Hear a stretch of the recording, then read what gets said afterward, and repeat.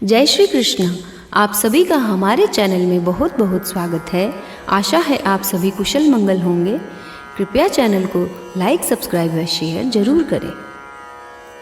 श्रीमन्नारायण नारायण नारायण, श्रीमन्नारायण नारायण नारायण, सत्यनारायण नारायण नारायण, श्रीमन्नारायण नारायण नारायण।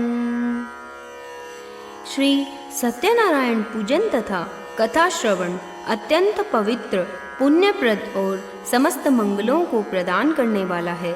बड़े ही उत्साह एवं श्रद्धा भक्ति से समन्वित होकर इसका अनुष्ठान करना चाहिए। इससे जीवन में सत्य की प्रतिष्ठा स्थापित होती है और भगवान की विशेष कृपा भी प्राप्त हो जाती है।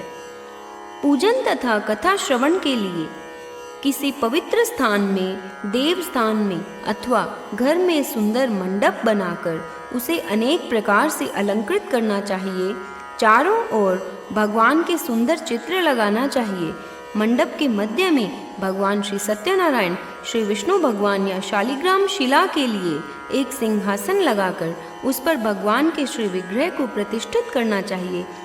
यथासंभव केले के स्तंभों से मंडप को मंडित करना चाहिए और भगवती तुलसी देवी को भी वहां स्थापित करना चाहिए।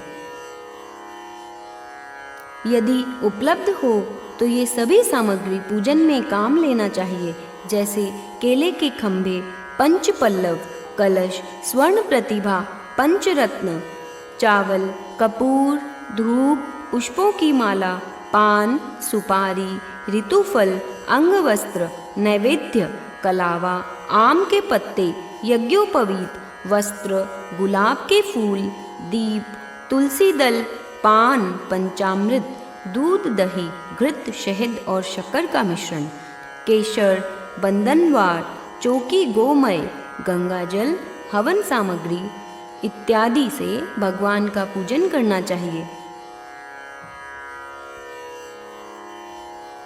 श्री सत्यनारायण भगवान के व्रत की पूजा विधि। व्रत करने वाला पूर्णिमा व संक्रांति के दिन प्रातः अथवा सायंकाल को स्नान आदि से निवृत्त होकर पूजा स्थान में आसन पर बैठकर श्रद्धा पूर्वक श्री गणेश, गौरी, वरुण, विष्णु आदि सभी देवताओं का ध्यान करके पूजन करें और संकल्प करें कि मैं सत्यनारायण भगवान का पूजन तथा कथा श्रवण सदैव करूँगा। पुष्प हाथ में लेकर नारायण का ध्यान करें। यज्ञोपवीत पुष्प, धूप, नैवेद्य आदि से युक्त होकर स्तुति करें। हे भगवान, मैंने श्रद्धा पूर्वक फल, जल आदि सब सामग्री आपको अर्पण की है, इसे स्वीकार कीजिए। मेरा आपको बारंबार नमस्कार है। श्री सत्यनारायण व्रत कथा का पहला अध्याय सुनिए। एक समय नैमिषारण्य तीर्थ में शौनकादि 88,000 ऋषियों ने श्री सूत जी से पूछा, हे प्रभु, इस कलयुग में वेद विद्या रहित मनुष्यों को प्रभु भक्ति किस प्रकार मिलेगी तथा उनका उद्धार कैसे होगा? इसलिए हे मुनि, कोई ऐसा व्रत या तप कहिए जिससे थोड़े समय में पुण्य प्राप्त होवे तथा मनवांछित फल मिले। वह कथा सुनने की हमारी इच्छा है। सर्वशास्त्र ज्ञाता श्री सूत जी बोले, हे वैष्णवों में पूज्य, आप सब ने प्राणियों के हित की बात पूछी है। अब मैं उस श्रेष्ठ व्रत को आप लोगों से कहूँगा जिस व्रत को नारद जी ने लक्ष्मी नारायण से पूछा था और लक्ष्मीपति ने मुनि श्रेष्ठ नारद से कहा था, सो ध्यान से सुने। एक समय योगी राज नारद जी दूसरों के हित की इच्छा से अनेक लोकों में घूमते हुए मृत्यु लोक में आ पहुँचे। वहाँ अनेक योनियों में जन्मे हुए प्राय सभी मनुष्यों को अपने कर्मों द्वारा अनेक दुखों से पीड़ित देखकर सोचा, किस यत्न के करने से निश्चय की प्राणियों के दुखों का नाश हो सकेगा। ऐसा मन में सोचकर विष्णु लोक को गए। वहाँ श्वेत वर्ण और 4 भुजाओं वाले देवों के ईश नारायण को देखकर, जिनके हाथों में शंख, चक्र, गदा और पद्म थे तथा वनमाला पहने हुए थे, स्तुति करने लगे, हे भगवान, आप अत्यंत शक्ति से संपन्न हैं। मन तथा वाणी भी आपको नहीं पा सकती। आपका आदि मध्य अंत नहीं है। आप निर्गुण स्वरूप सृष्टि के आदिभूत व भक्तों के दुखों को नष्ट करने वाले हो। आपको मेरा नमस्कार है। नारद जी से इस प्रकार की स्तुति सुनकर विष्णु भगवान बोले, हे मुनि श्रेष्ठ, आपके मन में क्या है? आपका किस कार्य के लिए आगमन हुआ है? निसंकोच कहें। तब नारद मुनि बोले, मृत्यु लोक में सब मनुष्य जो अनेक योनियों में पैदा हुए हैं, अपने अपने कर्मों के द्वारा अनेक प्रकार के दुखों से दुखी हो रहे हैं। हे नाथ, मुझ पर दया रखते हो तो कृपया बतलाइए कि उन मनुष्यों के सब दुख थोड़े से ही प्रयत्न से कैसे दूर हो सकते हैं। श्री भगवान बोले, हे नारद, मनुष्यों की भलाई के लिए तुमने बहुत अच्छी बात पूछी है। जिस काम के करने से मनुष्य मोह से छूट जाता है, वह मैं कहता हूँ, सुनो। बहुत पुण्य देने वाला स्वर्ग तथा मृत्यु लोक दोनों में दुर्लभ एक उत्तम व्रत है। आज मैं प्रेमवश होकर तुमसे कहता हूँ। सत्यनारायण का यह व्रत अच्छी तरह विधि पूर्वक करके मनुष्य आयु पर्यंत यहाँ सुख भोग कर मरने पर मोक्ष को प्राप्त होता है।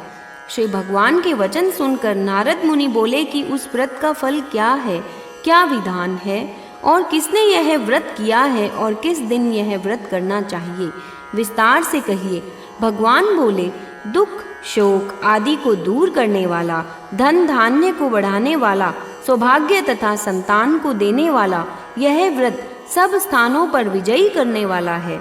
भक्ति और श्रद्धा के साथ किसी भी दिन मनुष्य श्री सत्यनारायण की प्रातः काल के समय ब्राह्मणों और बंधुओं के साथ धर्मपरायण होकर पूजा करे। भक्ति भाव से नैवेद्य, केले का फल, घी, दूध और गेहूं का चूर्ण सवाया लेवे। गेहूं के अभाव में साठी का चूर्ण, शक्कर तथा गुड़ ले और सब भक्षण योग्य पदार्थ जमा करके भगवान के अर्पण कर देवे तथा बंधुओं सहित ब्राह्मणों को भोजन करावे। पश्चात स्वयं भोजन करे। नृत्य, गीत आदि का आचरण कर सत्यनारायण भगवान का स्मरण करते हुए समय व्यतीत करे। इस तरह व्रत करने पर मनुष्यों की इच्छा निश्चय पूरी होती है। विशेषकर कली काल में भूमि पर यही मोक्ष का सरल उपाय है। बोलिए श्री सत्यनारायण भगवान की जय। दूसरा अध्याय। सूत जी बोले, हे ऋषियों, जिसने पहले समय में इस व्रत को किया है उसका इतिहास कहता हूँ, ध्यान से सुनिए। सुंदर काशीपुरी नगरी में एक अत्यंत निर्धन ब्राह्मण रहता था। वह भूख और प्यास से बेचैन हुआ नित्य पृथ्वी पर घूमता था। ब्राह्मणों से प्रेम करने वाले भगवान ने ब्राह्मण को दुखी देखकर बूढ़े ब्राह्मण का रूप धर उसके पास जा आदर के साथ पूछा, हे विप्र, नित्य दुखी हुआ पृथ्वी पर क्यों घूमता है? हे श्रेष्ठ ब्राह्मण, यह सब मुझसे कहो, मैं सुनना चाहता हूँ। ब्राह्मण बोला, मैं निर्धन ब्राह्मण हूँ, भिक्षा के लिए पृथ्वी पर फिरता हूँ। हे भगवान, यदि आप इसका उपाय जानते हो तो कृपा कर कहें। वृद्ध ब्राह्मण बोला कि सत्यनारायण भगवान मनवांछित फल देने वाले हैं, इसलिए हे ब्राह्मण, तू उनका पूजन कर, जिसके करने से मनुष्य सब दुखों से मुक्त होता है। ब्राह्मण को व्रत का सारा विधान बतलाकर बूढ़े ब्राह्मण का रूप धारण करने वाले सत्यनारायण भगवान अंतर्धान हो गए। जिस व्रत को वृद्ध ब्राह्मण ने बतलाया है, मैं उसको करूँगा, ऐसा निश्चय करने पर उसे रात में नींद भी नहीं आई। वह सवेरे उठ सत्यनारायण के व्रत का निश्चय कर भिक्षा के लिए चला। उस दिन उसको भिक्षा में बहुत धन मिला, जिससे बंधु बांधवों के साथ उसने सत्यनारायण का व्रत किया। इसके करने से वह ब्राह्मण सब दुखों से छूटकर अनेक प्रकार की संपत्तियों से युक्त हुआ। उस समय से वह ब्राह्मण हर मास व्रत करने लगा। इस तरह सत्यनारायण भगवान के व्रत को जो करेगा वह मनुष्य सब दुखों से छूट जाएगा। इस तरह नारद जी से नारायण का कहा हुआ यह व्रत मैंने तुमसे कहा। हे विप्रों, मैं अब और क्या कहूँ? ऋषि बोले, हे मुनीश्वर, संसार में इस ब्राह्मण से सुनकर किस किस ने इस व्रत को किया, हम वह सब सुनना चाहते हैं। इसके लिए हमारे मन में श्रद्धा है। सूत जी बोले, हे मुनियों, जिस जिसने उस व्रत को किया है वह सब सुनो। एक समय वह ब्राह्मण धन और ऐश्वर्य के अनुसार बंधु बांधवों के साथ व्रत करने को तैयार हुआ। उसी समय एक लकड़ी बेचने वाला बूढ़ा आदमी आया और बाहर लकड़ियों को रखकर ब्राह्मण के मकान में गया। प्यास से दुखी लकड़हारा उनको व्रत करते देखकर ब्राह्मण को नमस्कार कर कहने लगा कि आप यह क्या कर रहे हैं और इसके करने से क्या फल मिलता है, कृपा करके मुझसे कहो। ब्राह्मण ने कहा, सब मनोकामनाओं को पूर्ण करने वाला यह सत्यनारायण भगवान का व्रत है। इसकी ही कृपा से मेरे यहाँ धन धान्य आदि की वृद्धि हुई है। ब्राह्मण से इस व्रत के बारे में जानकर लकड़हारा बहुत प्रसन्न हुआ। चरणामृत ले और प्रसाद खाने के बाद अपने घर को गया। लकड़हारे ने अपने मन में इस प्रकार का संकल्प किया कि आज ग्राम में लकड़ी बेचने से जो धन मिलेगा उसी से सत्यनारायण देव का उत्तम व्रत करूँगा। यह मन में विचार कर वह बूढ़ा लकड़हारा लकड़ियां अपने सिर पर रखकर जिस नगर में धनवान लोग रहते थे वह ऐसे सुंदर नगर में गया। उस रोज वहां पर उसे उन लकड़ियों का दाम पहले दिनों से चौगुना मिला। तब वह बूढ़ा लकड़हारा दाम ले और अति प्रसन्न होकर पक्के केले के फल, शक्कर, घी, दुग्ध, दही और गेहूं का चूर्ण इत्यादि सत्यनारायण भगवान के व्रत की कुल सामग्रियों को लेकर अपने घर गया। फिर उसने अपने भाइयों को बुलाकर विधि के साथ भगवान का पूजन और व्रत किया। उस व्रत के प्रभाव से वह बूढ़ा लकड़हारा धन, पुत्र आदि से युक्त हुआ और संसार के समस्त सुख भोग कर वैकुंठ को चला गया। बोलिए श्री सत्यनारायण भगवान की जय। तीसरा अध्याय। सूत जी बोले, हे श्रेष्ठ मुनियों, अब आगे की कथा कहता हूँ, सुनो। पहले समय में उल्कामुख नाम का एक बुद्धिमान राजा था। वह सत्यवक्ता और जितेंद्रिय था। प्रतिदिन देव स्थानों पर जाता तथा गरीबों को धन देकर उनके कष्ट दूर करता था। उसकी पत्नी कमल के समान मुख वाली और सती साध्वी थी। भद्रशिला नदी के तट पर उन दोनों ने श्री सत्यनारायण का व्रत किया। उस समय में वहाँ एक साधु वैश्य आया। उसके पास व्यापार के लिए बहुत सा धन था। वह नाव को किनारे पर ठहराकर राजा के पास आ गया और राजा को व्रत करते हुए देखकर विनय के साथ पूछने लगा, हे राजन, भक्ति युक्त चित्त से यह आप क्या कर रहे हैं? मेरी सुनने की इच्छा है, सो आप मुझे यह बताइए। राजा बोला, हे साधु, अपने बांधवों के साथ पुत्र आदि की प्राप्ति के लिए यह महाशक्तिवान सत्यनारायण भगवान का व्रत व पूजन किया जा रहा है। राजा के वचन सुनकर साधु आदर से बोला, हे राजन, मुझसे इसका सब विधान कहो। मैं भी आपके कथनानुसार इस व्रत को करूँगा। मेरे भी कोई संतान नहीं है और इससे निश्चय ही होगी। राजा से सब विधान सुन व्यापार से निवृत्त हो वह आनंद के साथ घर गया। साधु ने अपने स्त्री से संतान देने वाला उस व्रत का समाचार सुनाया और कहा कि जब मेरे संतान होगी तब मैं इस व्रत को करूँगा। साधु ने ऐसे वचन अपनी स्त्री लीलावती से कहे। एक दिन उसकी स्त्री लीलावती पति के साथ आनंदित हो सांसारिक धर्म में प्रवृत्त होकर सत्यनारायण भगवान की कृपा से गर्भवती हो गई तथा 10वें महीने में उसके एक सुंदर कन्या का जन्म हुआ। दिनों दिन वह इस तरह बढ़ने लगी जैसे शुक्ल पक्ष का चंद्रमा बढ़ता है। कन्या का नाम कलावती रखा गया। तब लीलावती ने मीठे शब्दों में अपने पति से कहा कि जो आपने संकल्प किया था कि भगवान का व्रत करूंगा, अब आप उसे करिए। साधु बोले, हे प्रिय, इसके विवाह पर करूंगा। इस प्रकार अपनी पत्नी को आश्वासन दे वह नगर को गया। कलावती पितृगृह में वृद्धि को प्राप्त हो गई। साधु ने जब नगर में सखियों के साथ अपनी पुत्री को देखा तो तुरंत दूत बुलाकर कहा कि पुत्री के वास्ते कोई सुयोग्य वर देख कर लाओ। साधु की आज्ञा पाकर दूत कंचन नगर पहुंचा और वहां पर बड़ी खोज कर देखभाल कर लड़की के लिए सुयोग्य वणिक पुत्र को ले आया। उस सुयोग्य लड़के को देखकर साधु ने अपने बंधु बांधवों सहित प्रसन्न चित्त अपनी पुत्री का विवाह उसके साथ कर दिया। किंतु दुर्भाग्य से विवाह के समय भी उस व्रत को करना भूल गया। तब श्री भगवान क्रोधित हो गए और श्राप दिया कि तुम्हें दारुण दुख प्राप्त होगा। अपने कार्य में कुशल साधु बनिया जामाता सहित समुद्र के समीप स्थित रत्नपुर नगर में गया और वहाँ दोनों ससुर जमाई चंद्रकेतु राजा के उस नगर में व्यापार करने लगे। एक रोज भगवान सत्यनारायण की माया से प्रेरित कोई चोर राजा का धन चुराकर भागा जा रहा था, किंतु राजा के दूतों को आता देखकर चोर ने घबराकर भागते हुए राजा के धन को वहीं चुपचाप रख दिया जहां वो ससुर जमाई ठहरे हुए थे। जब दूतों ने उस साधु वैश्य के पास राजा के धन को रखा देखा तो वे दोनों को बांध कर ले गए और प्रसन्नता से दौड़ते हुए राजा के समीप जाकर बोले, यह 2 चोर हम पकड़ कर लाए हैं, देख कर आज्ञा दें। तब राजा की आज्ञा से उनको कठोर कारावास में डाल दिया और उनका सब धन छीन लिया। सत्यनारायण भगवान के श्राप द्वारा उनकी पत्नी भी घर पर बहुत दुखी हुई और घर पर जो धन रखा था चोर चुरा कर ले गए। शारीरिक व मानसिक पीड़ा तथा भूख प्यास से अति दुखित हो अन्न की चिंता में कलावती एक ब्राह्मण के घर गई। वहाँ उसने सत्यनारायण भगवान का व्रत होते देखा, फिर कथा सुनी तथा प्रसाद ग्रहण कर रात को घर आई। माता ने कलावती से कहा, हे पुत्री, अब तक कहाँ रही व तेरे मन में क्या है?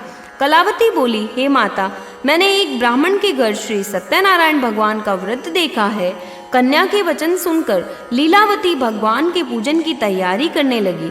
लीलावती ने परिवार और बंधुओं सहित श्री सत्यनारायण भगवान का पूजन किया और वर मांगा कि मेरे पति और दामाद शीघ्र आ जावें। साथ ही प्रार्थना की कि हम सबका अपराध क्षमा करें भगवान। सत्यनारायण भगवान इस व्रत से संतुष्ट हो गए और राजा चंद्रकेतु को स्वप्न में दर्शन देकर कहा, हे राजन, दोनों वैश्यों को प्रातः ही छोड़ दो और उनका सब धन जो तुमने ग्रहण किया है दे दो, नहीं तो मैं तेरा धन, राज्य, पुत्र आदि सब नष्ट कर दूंगा। राजा से ऐसे वचन कहकर भगवान अंतर्धान हो गए। प्रातः काल राजा चंद्रकेतु ने सभा में अपना स्वप्न सुनाया। फिर दोनों वणिक पुत्रों को कैद से मुक्त कर सभा में बुलाया। दोनों ने आते ही राजा को नमस्कार किया। राजा मीठे वचनों से बोला, हे महानुभावों, तुम्हें भावी वश ऐसा कठिन दुख प्राप्त हुआ है, अब तुम्हें कोई भय नहीं। ऐसा कहकर राजा ने उनको नए नए वस्त्राभूषण पहनाए तथा उनका जितना धन लिया था उससे दुगुना धन देकर आदर सहित विदा किया। तब दोनों वैश्य अपने घर को चल दिए।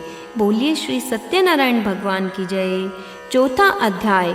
सूत जी बोले, वैश्य ने मंगलाचार करके यात्रा आरंभ की और अपने नगर को चला। उनके थोड़ी दूर निकलने पर दंडी वेशधारी सत्यनारायण ने उनसे पूछा, हे साधु, तेरी नाव में क्या है? अभिमानी वणिक हंसता हुआ बोला, हे दंडी, आप क्यों पूछते हो? क्या धन लेने की इच्छा है?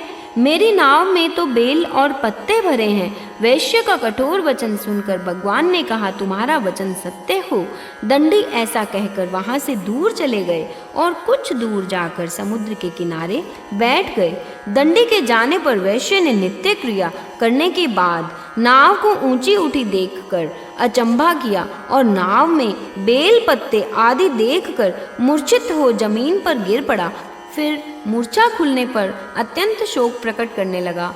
तब उसका दामाद बोला कि आप शोक न करें, यह दंडी का श्राप है, अतः उनकी शरण में चलना चाहिए, तभी हमारी मनोकामना पूरी होगी।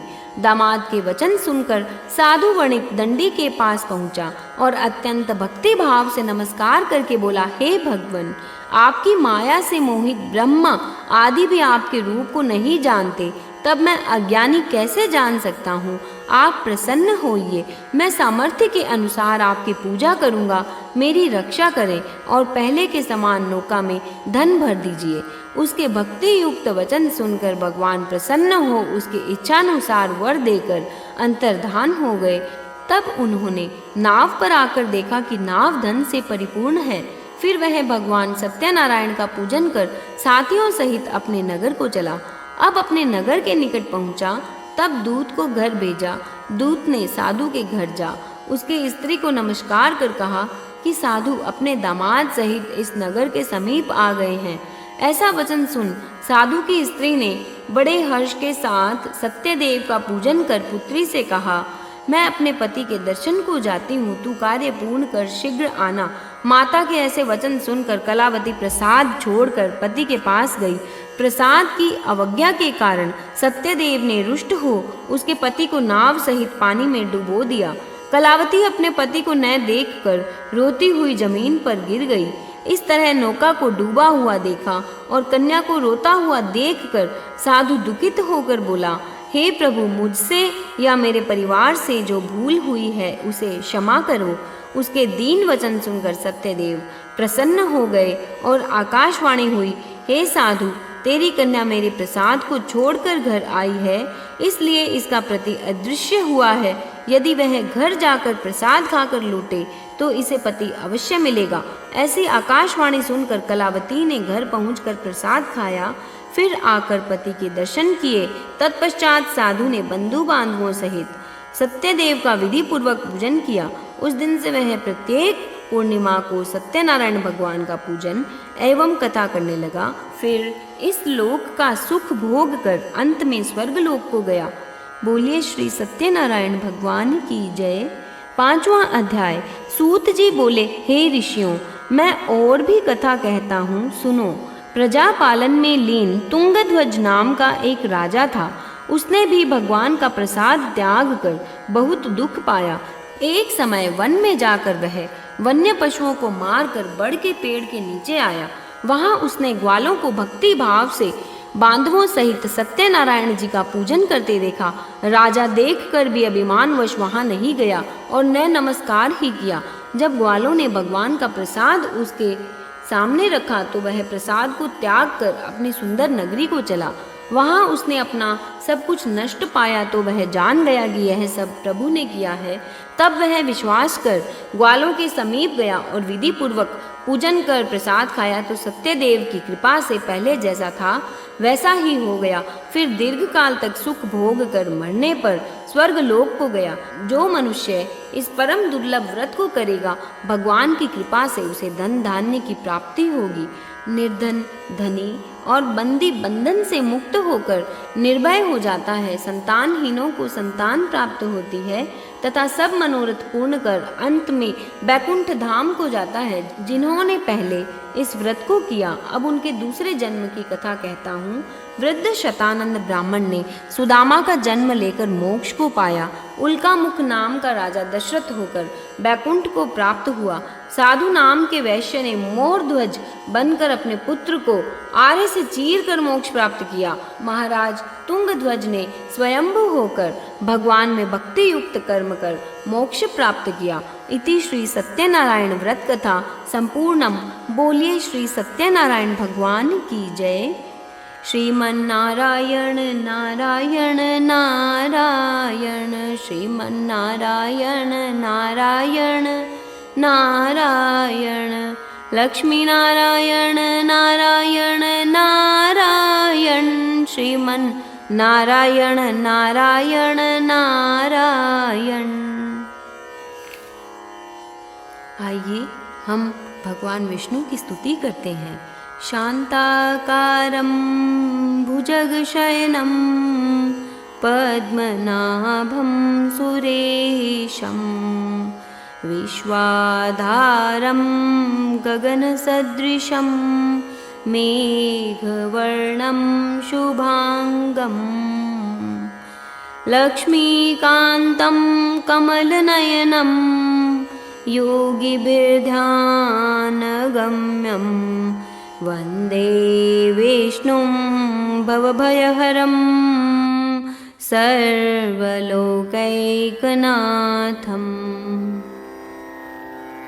विश्व मंगल की कामना करते हुए भगवान को प्रणाम करते हैं। श्री सत्यनारायण जी की आरती। ओम जय लक्ष्मी रमणा स्वामी, जय लक्ष्मी रमणा, सत्यनारायण स्वामी जनपातक हरणा, जय लक्ष्मी रमणा। रत्न जड़ित सिंहासन अद्भुत छवि राजे, नारद करत निरंतर घंटा ध्वनि बाजे, जय लक्ष्मी रमणा। प्रकट भय कलि कारण द्विज को दर्श दियो, बूढ़ो ब्राह्मण बन कर कंचन महल कियो। जय लक्ष्मी रमणा। दुर्बल भील कठोरा जिन पर कृपा करी, चंद्रचूड़ एक राजा तिनकी विपत्ति हरी। जय लक्ष्मी रमणा। वैश्य मनोरथ पायो, श्रद्धा तज दीन्ही, सो फल भोग्यो प्रभु जी फिर स्तुति कीनी। जय लक्ष्मी रमणा। भाव भक्ति के कारण छिन छिन रूप धर्यो, श्रद्धा धारण कीनी तिनके काज सर्यो। जय लक्ष्मी रमणा। ग्वाल बाल संग राजा वन में भक्ति करी, मन वांछित फल दीनो दीन दयालु हरि। जय लक्ष्मी रमणा। चढ़त प्रसाद सवायो, कदली फल मेवा, धूप दीप तुलसी से राजी सत्य देवा। ओम जय लक्ष्मी रमणा। श्री सत्यनारायण जी की आरती जो कोई नर गावे, कहत शिवानंद स्वामी मन वांछित फल पावे। जय लक्ष्मी रमणा। बोलिए श्री सत्यनारायण भगवान की जय। जय श्री कृष्ण।